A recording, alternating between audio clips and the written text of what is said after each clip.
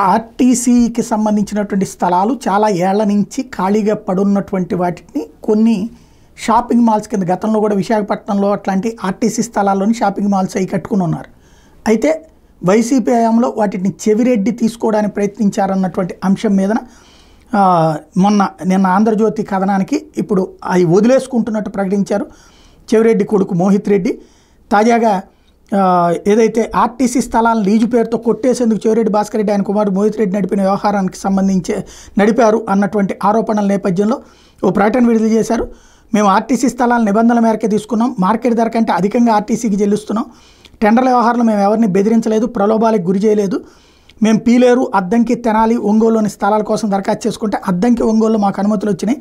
గడిచిన 6 నెలలుగా మేము లక్షల్లో సొమ్మును ఆర్టీసీకి చెల్లించాం, తద్వారా మాకే నష్టం వాటిల్లిందని చెప్పుకొచ్చారు. తమ కేటాయించిన స్థలాల లీజును రద్దు చేయాలని టీడీపీ కూటమి ప్రభుత్వాన్ని మోహిత్ రెడ్డి కోరారు.